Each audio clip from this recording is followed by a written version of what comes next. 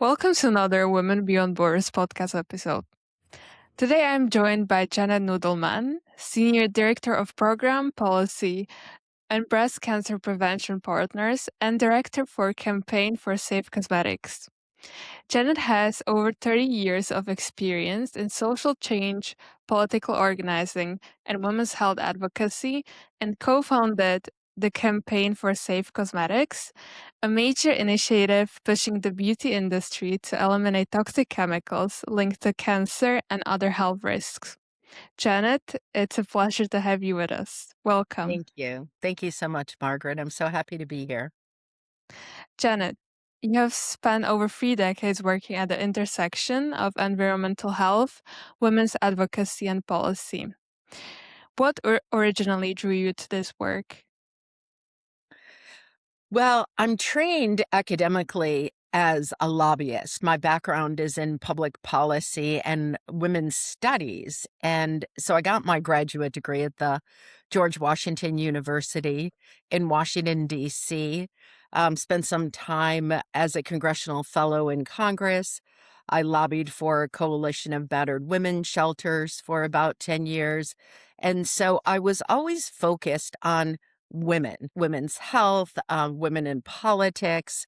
And it became really clear to me that there was a big gap and a big void in terms of women's health. And that's where the advocacy needed to be directed. And I was always really interested in being at the cutting edge of new movements. Like when I started doing domestic violence work, no one was really talking about battered women or violence against women. There weren't any laws protecting battered women. So I naturally gravitated in that direction because I saw a real need. And then the same was true for breast cancer prevention in terms of the way we focus on the issue, getting chemicals linked to increasing rates of breast cancer out of consumer products, out of the environment, out of people's lives. And again, 25 years ago, when I started doing this work, no one was talking about chemicals and breast cancer. No one was talking about preventing the disease. They were only talking about treating the disease. So I was really excited to get into what was a new movement, a new movement that I could help grow and really amplify. And you co-founded the Campaign for Safe Cosmetics, which has helped mobilize millions of consumers and push for stronger regulation of the beauty industry. What was the original vision behind launching this campaign? Yeah, that's such a great question. It's something I love to talk about. The Campaign for Safe Cosmetics just celebrated its 24th victory just this month. It was founded in 2002 when the European Union issued a cosmetic directive that banned over 1,100 CMRs, carcinogens, mutagens, and reproductive toxicants from beauty and personal care products. Well, I was here in the United States working with a group of women on chemical policy reform, trying to figure out how to get women into this movement, the movement that was trying to get chemicals better regulated and better disclosed. And we took a look at what was happening in Europe and said, we really wonder what the situation here is in the US. And we discovered, much to our chagrin, that only 11 chemicals had been banned or restricted from personal care or beauty products here in the US compared to over 1,100 in the European Union. We said, okay, there's a real problem here. And it's something we want to dig into further. We started testing beauty and personal care products, and we saw that the chemicals in those products were off the charts. And the reason why is because there's over 10,000 industrial chemicals used to formulate the beauty and personal care products that we slather on our bodies and our babies every day. And so that juxtaposition between what was going on in the European Union and what was going on here in the US was just really too vast of a difference to go unnoticed. When the campaign first started, what were the biggest challenges in convincing people that cosmetic safety was an important issue? Yeah. Well, the biggest challenge was that people, the consumers of these products, didn't know there was a problem. And people aren't going to want to address a problem that they don't know exists. So the biggest problem was the lack of public awareness. The average consumer here in the United States assumed the Food and Drug Administration, which is the regulatory agency in the US that has the authority over safeguarding the ingredients in food, drugs, and cosmetics, people assumed that that agency regulated the safety of cosmetic products the same way that they did food and drugs. But the reality could not be further from that truth. Um, when we started doing this work 24 years ago, there was 2 pages of federal law to regulate $100 billion cosmetics industry, which was the same size as the biotech industry. And so what that meant was that companies could use virtually any raw material in a finished cosmetic product, including chemicals linked to cancer, birth defects, reproductive harm, endocrine disruption, respiratory harm, neurotoxicity. Like the list went on and on. These were the same chemicals used to grease gears and stabilize plastic and embalm dead people that were ending up in the beauty and personal care products we use every day. So getting over that hurdle where the public didn't think there was a problem was really our biggest challenge initially. Research has linked certain chemicals in personal care products to serious health risks, from cancer to hormone disruption, as you mentioned. Um, which ingredients should people be most aware of? And why are women particularly more exposed to these risks in their daily routines? Well, I mentioned chemicals used to embalm dead people, which are formaldehyde. People are familiar with formaldehyde for that reason. But what they don't know is that there are over 40 formaldehyde releasing preservatives that are used in everything from bubble bath to baby shampoo to hair straighteners and relaxers. And these are known human carcinogens. The science around formaldehyde has existed for over 50 years, linking this particular family of chemicals to cancer, a whole range of cancer, breast cancer, lots of different cancers, reproductive harm, developmental harm, etc. So formaldehydes are preservatives that are linked to cancer that people should avoid. Another family of chemicals that are also preservatives are called parabens. These are hormone disrupting chemicals, just like formaldehyde, also known as endocrine disrupting compounds, linked to breast cancer, linked to early puberty, infertility. Two families of chemicals that people should be aware of. Other carcinogens include toluene, the PFAS chemicals, the perfluorinated chemicals that people know of as forever chemicals because they stay in the environment forever, are found in a lot of hair products that are glossy. But PFAS chemicals are also used to keep the lipstick on our lips water resistant, to make mascara long lasting. And again, they're very, very toxic. They're being banned across the country and globally as well. The silicones or cyclotetrasiloxane are chemicals in a number of products marketed to Black women that are very problematic, again, linked to cancer and reproductive harm. Asbestos, like who would ever think that asbestos would be in cosmetic products? And when I say cosmetic products, that's the legal term for both makeup as well as personal hygiene products like toothpaste, shampoo, deodorant, that everyone uses. But asbestos has been shown up in products that use talc, like baby powder or mineral makeups, because the talc deposits are contaminated with asbestos, which is a real problem. Mercury shows up in skin lightening products. It's a very, very toxic, neurotoxicant that causes brain damage. Yeah, the list just goes on and on. I will go review all of my products because many of us use from 12 to 16 products a day and often containing fragrance chemicals. Why is fragrance such a concern for health researchers and for listeners who want to make safer choices?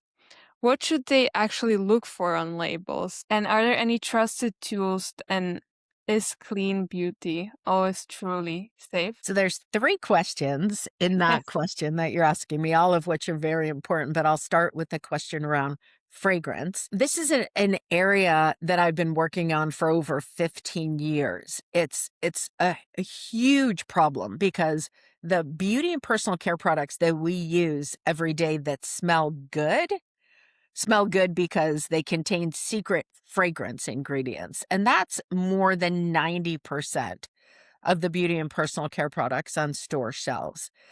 And the word fragrance, when it appears on a product label, can hide anywhere between a dozen to over 100 individual chemicals. And that's because of, in the United States, what's called a fragrance labeling loophole, which allows the manufacturers of these products to hold the ingredients in fragrance as intellectual property or trade secrets rather is a better way to describe it. And this is a real problem because we've tested products, cosmetic products that contain fragrance, and discovered dozens and dozens of hormone disrupting chemicals like phthalates, carcinogens, asthmagens. The reason why a lot of people, their throats start to tighten is because more and more people are developing fragrance allergies and chemical sensitization. So what that means is if they're allergic to fragrance chemicals, it will make them more sensitive to other chemicals in cosmetic products as well. And so it's a real problem, these chemicals that hide under the word fragrance on cosmetic products, because consumers have no idea what the chemicals actually are that are lurking in the cosmetic products they use that smell good. So what we suggest is that consumers patronize companies that voluntarily disclose their fragrance ingredients. It's been an ask of the Campaign for Safe Cosmetics from the very beginning, that companies be transparent about the ingredients they use. And now hundreds of clean cosmetic companies are voluntarily disclosing fragrance ingredients. But at the end of the day, we're advocating for laws that make that disclosure mandatory as opposed to voluntary. So that was the first question around fragrance. The second question was around clean cosmetics in general. We've helped at the Campaign for Safe Cosmetics to grow the clean cosmetics industry from what was a $3 billion industry 20 years ago to a $15 billion industry today. And so that's a very good thing because people want access to safer products. But what's a not so good thing is that that word doesn't have any legal meaning. There is no legal definition of clean. So companies do what we call greenwash or pinkwash, where they call a product clean that isn't necessarily clean because no one's telling them that they can't. And that's a real buyer beware situation for consumers. So we're also advocating here in the United States for laws that would put some teeth in that word clean so that consumers don't have to be wondering and worrying if the clean products they're buying are truly safe. And the third question you asked is there a tool out there for consumers that can help them find safer products? And the answer is yes. My favorite tool is called Clearya. And it's a wonderful product. It's an app that was developed by a man named Amit Rosner. His wife is a breast cancer survivor, and he was really concerned that there wasn't a tool out there to help her find safer products. And so it serves in two different ways. It's a web extension that you can put on your computer so that when you're doing online shopping at like Amazon or Walmart or Target, a little window will pop up that will warn you if there's chemicals of concern in the products that you're looking at. It will tell you what the chemicals of concern are, and then it will refer you to safer alternatives. And the really fascinating thing about Claria is it will also warn you about secret fragrance ingredients that are toxic because of a law that we helped to pass here in California that requires companies selling cosmetic products in California to disclose toxic fragrance ingredients. What Ami did was he scooped up all of the data that exists in that California database and populated into the Claria database so that now the secret fragrance ingredients are disclosed when you use Claria as well. But Cleary does something else, which is awesome. And that is you can take a picture of an ingredient label if you have the Claria app on your phone, and it will automatically, again, flag toxic chemicals in the products that you're looking at and tell you what the health concerns are related to those ingredients. So Claria sounds amazing. I will definitely check it out. Yeah, it's Uh, awesome. I highly recommend it. your work also highlights how beauty products marketed to Black women often contain higher levels of harmful chemicals. Can you explain why this is an environmental justice issue and connect that to your GTFO, Get the Formaldehyde Out campaign, and what's uncovering and why this issue is so urgent right now? Yeah. So everyone, men, women, children are impacted by toxic chemicals in beauty and personal care products because we all use these products.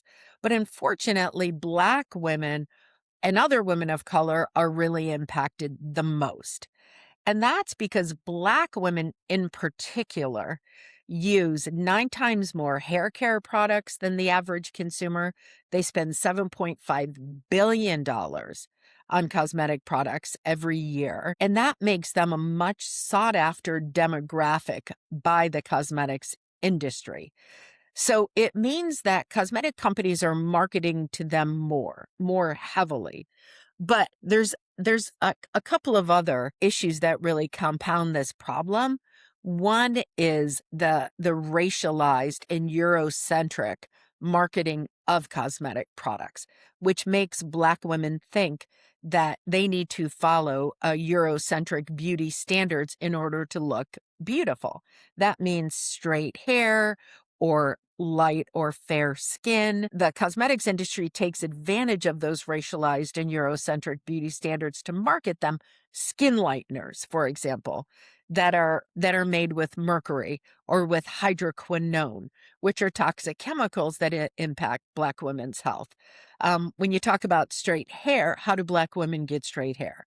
By relaxing their hair or by using hair straightening products that are made with formaldehyde or sodium hydroxide or lye, which are very, very toxic chemicals, again, that impact their health.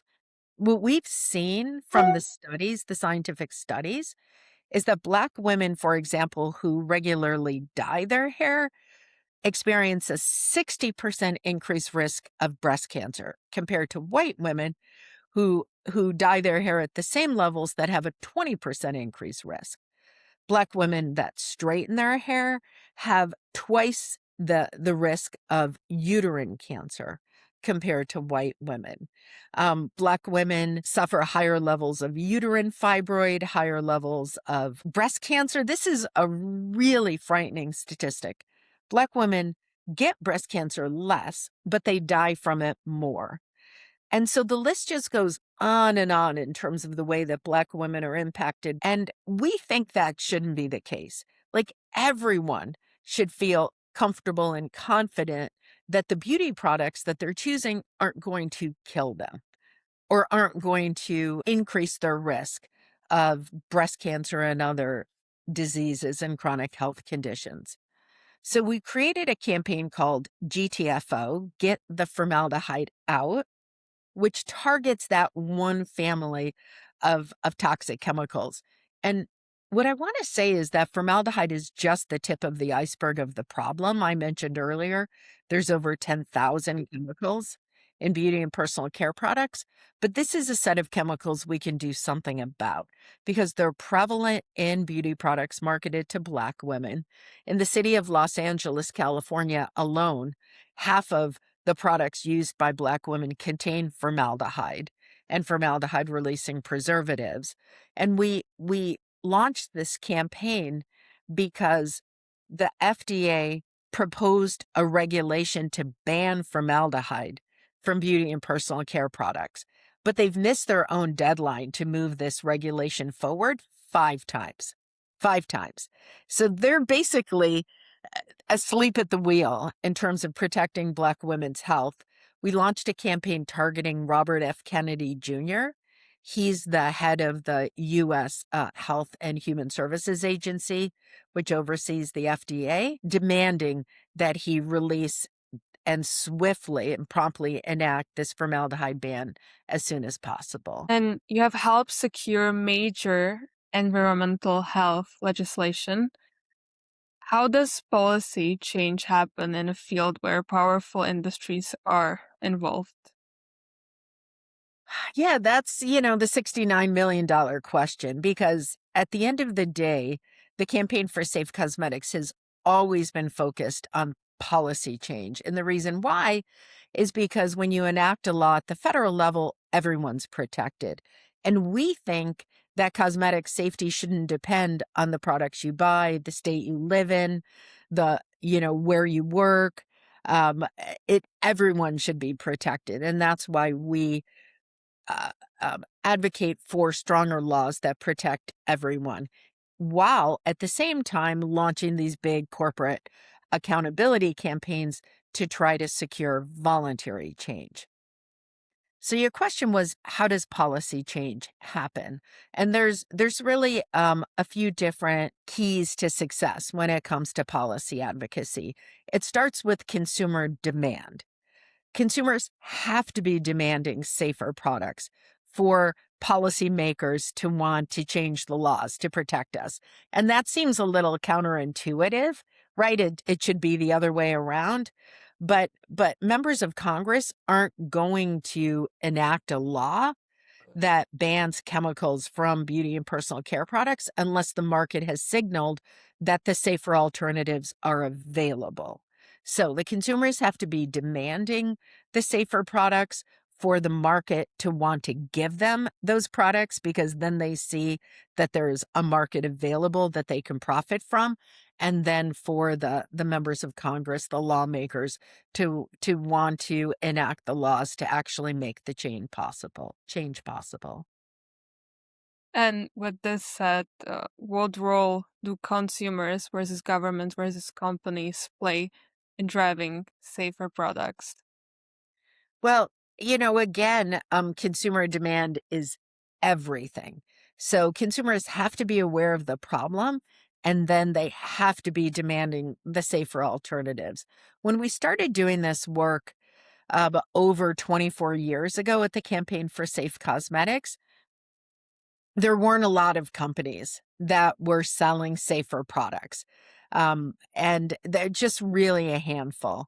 And now there are many, many hundreds of companies, not just small independent companies, but the big multinationals have taken over this niche as well. Like, for example, in the United States, Clorox bought Burt's Bees, which is a company, a clean cosmetics company a lot of folks have heard about because they saw the opportunity, the growing market for safer alternatives. Estee Lauder has started selling safer products. L'Oreal, the big multinationals, Procter and Gamble, are really getting into the business of clean cosmetics, so that's a good thing for everyone. But it started with consumers demanding safer products. And quite honestly, with all false humility aside, it also happened because campaigns like ours started running these big corporate accountability campaigns, public awareness campaigns that put the companies on the hot seat.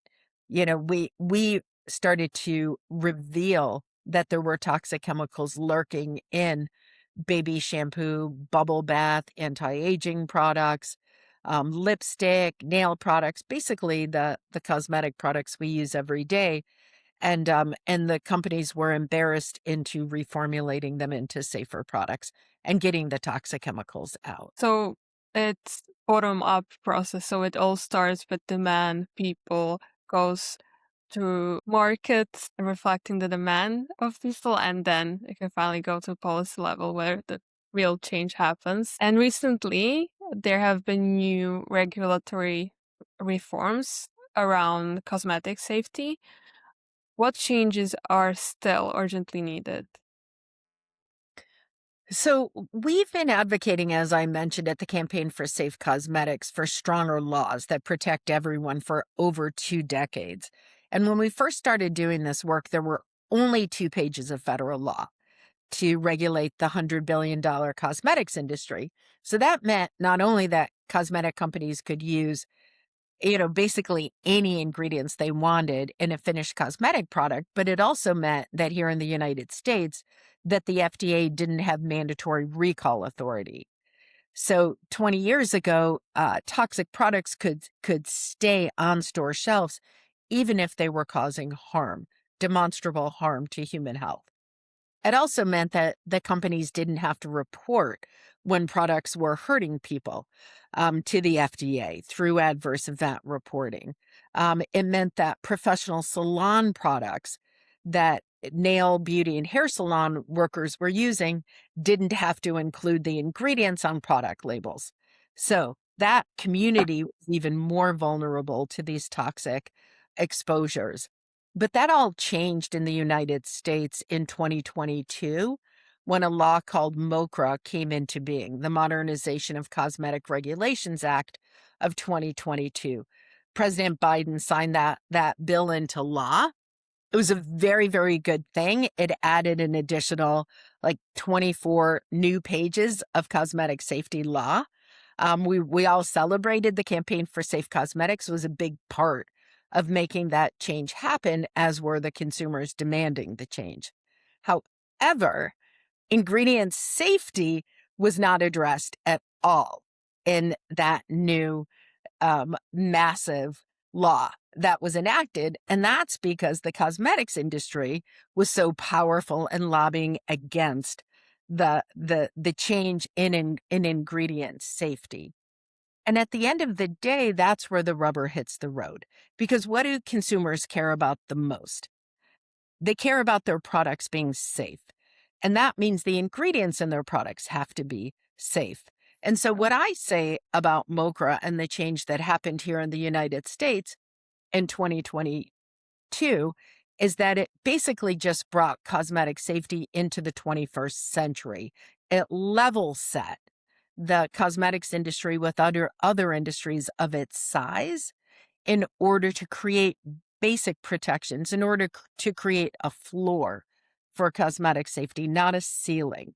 So we still need to do a lot of work to get the actual ingredients in cosmetic products safe. Let's move to leadership and advice section. Um, Much of your work sits at the intersection of science, policy, and activism. What leadership skills are most important when working across these different worlds? What leadership skills are important? Well, I think at the end of the day, one of the most important skills is an understanding of the science, because all of our advocacy has to be science based. But you don't have to be a scientist to be an advocate, to be a good and effective advocate, or to be a smart consumer. You just have to do your homework to be able to understand what are the chemicals that are causing harm in beauty and personal care products and in other consumer products that we're using. So understanding the science is important. I think understanding how laws are made and how we can influence The making and the enacting of stronger laws is really important. You don't have to go to school like I did and study public policy. You can just have a good understanding of the policy arena and of how laws are made. I think it's really important that advocates understand how to work together and build power because no one can make changes in a silo or in a vacuum. Doesn't matter how powerful an organization is, it has to be working in concert and in relationship with other allied NGOs or nonprofit governmental organizations in order to make real change happen. So, coalition building, amplifying and leveraging change is really important. And the other skill I think is good old fashioned hope, and steadfast willingness to stay the course. Because I've been doing this work now for over 2 decades, for almost 25 years. Change doesn't happen overnight. Like some of the campaigns that I've worked on have taken 5 years, 6 years, um, 10 years, and you have to stay the course and see the change that's possible, along the horizon, the far horizon, in order to be able to both believe that the change is possible and win at the end of the day. And what advice would you give to young women who want to work in public health, advocacy, and environmental justice? So what I always say as to young women is find a job that you want to go to every day. That that where you wake up in the morning, you're excited to go to work because the change that you're making is something that you're passionate about. Work shouldn't be a four-letter word. It should be something that brings us joy, as well as puts money in the bank for us, and that has never changed. I'm clearly older than you are, but I would give you the same advice that my mother gave me, which is, don't learn a bunch of skills that you're not interested in applying. Go to school and study the academics that you're interested in and find a job that you're passionate about.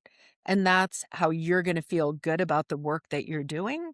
And that's also how you're going to bring about the change that the world needs. And finally, looking back at your career, what what achievement are you most proud of? Hmm. What achievement am I most proud of? Uh, that's a hard question because in within the work that I've been doing at Breast Cancer Prevention Partners, we've been successful in enacting 20 laws here, both at the local, state, and the federal level.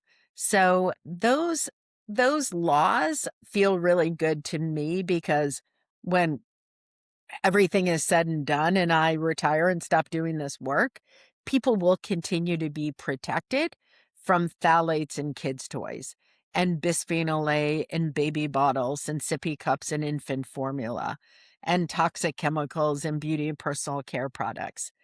But but one law in particular here in California that I was responsible for championing, and it doesn't have anything to do with cosmetics, but it has a lot to do with the same family of chemicals that are present in cosmetic products, is a law that was enacted called the Toxic Free Medical Devices Act.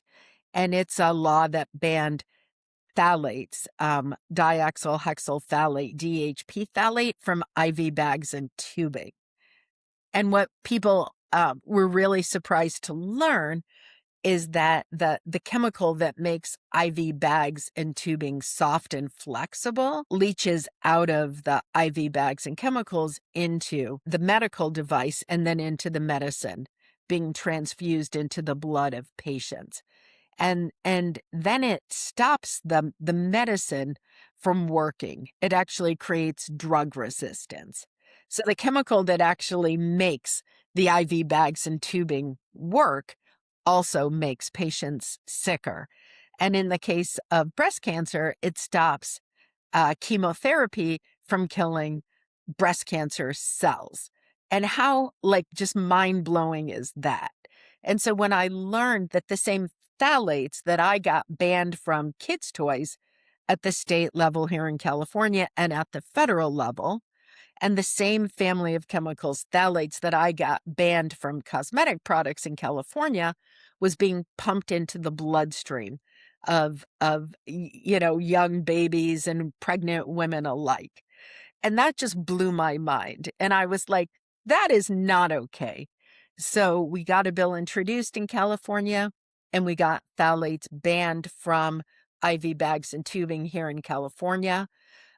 In 2024, 6 months later, North Carolina enacted the same ban. And then 6 months after that, the manufacturer of the majority of IV bags and tubing here in the United States, Baxter International, said that it would stop using phthalates in all of the IV bags that it sold in every state in the United States and every hospital. And that made me really proud. Well, that's a huge accomplishment indeed. Thank you. Uh, Janet, thank you very much for the conversation today. It was very insightful and definitely learned so many new things. Thank you for tuning today. And for our listeners, thank you for listening and stay tuned for another Women Beyond Borders episode. Thank you, Thank you, Janet. Margaret. It was a real pleasure speaking with you as well.